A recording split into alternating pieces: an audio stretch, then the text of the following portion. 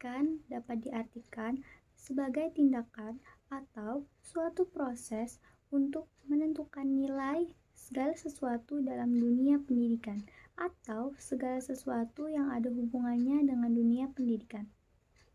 Evaluasi pembelajaran SD merupakan suatu proses untuk menentukan nilai segala sesuatu dalam jenjang pendidikan sekolah dasar yang berhubungan dengan pembelajaran yang dilaksanakan. Baiklah, selanjutnya di sini saya akan menjelaskan mengenai prinsip evaluasi pembelajaran SD. Yang pertama yaitu sahih. Sahih yaitu kegiatan penilaian didasarkan pada instrumen yang disusun melalui prosedur, prinsip, dan kriteria. Yang kedua, adil dan objektif. Dalam penilaian harus adil dan objektif.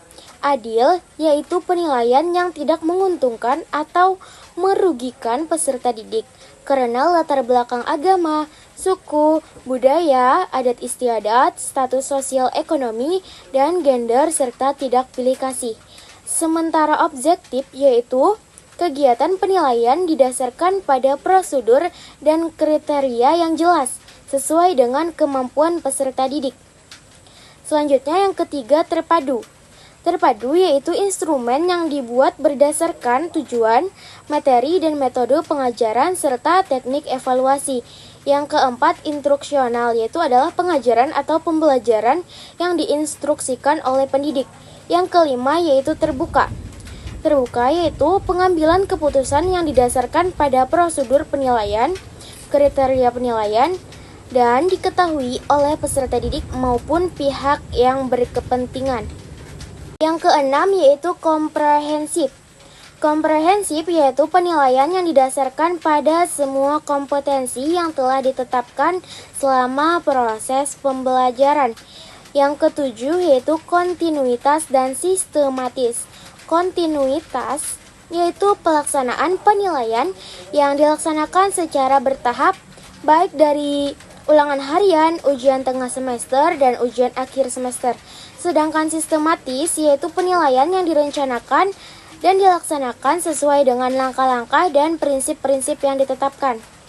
Yang kedelapan yaitu kriteria. Kriteria yaitu skor yang didapatkan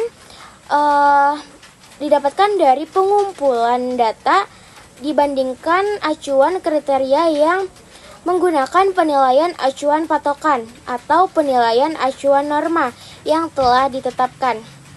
Yang kesembilan yaitu akuntabel, yaitu pembukuan data yang didapat dari peserta tes sehingga dapat dipertanggungjawabkan baik dari segi teknik, prosedur maupun hasilnya.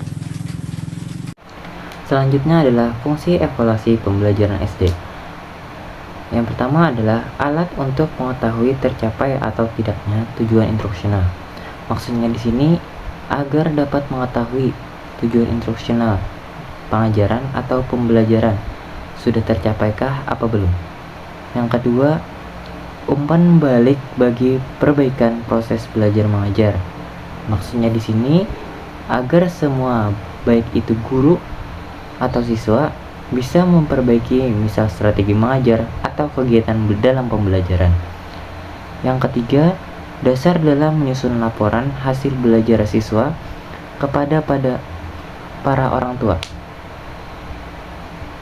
Maksudnya di sini orang tua tahu bagaimana hasil belajar anak tercapai dengan baik atau sebaliknya. Yang selanjutnya sebagai alat seleksi. Supaya mengetahui tingkat capaian seorang anak, misal bisa digunakan dengan penentuan ranking. Yang selanjutnya adalah sebagai bahan-bahan informasi apakah anak-anak tersebut harus mengulang pembelajaran atau tidak.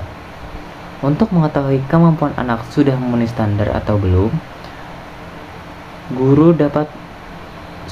supaya guru itu dapat melanjutkan pelajaran atau malah mengulang pelajaran yang lalu. Selanjutnya sebagai bahan informasi dalam memberikan bimbingan tentang jenis pendidikan yang cocok terhadap anak tersebut, agar kita bisa mengetahui potensi apa saja yang dimiliki anak agar bisa dikembangkan. dan juga menghindari ketidakcocokan pembelajaran atau jurusan bagi anak tersebut. Selanjutnya adalah tujuan evaluasi pembelajaran SD. Ada dua tujuan, tujuan umum dan tujuan khusus.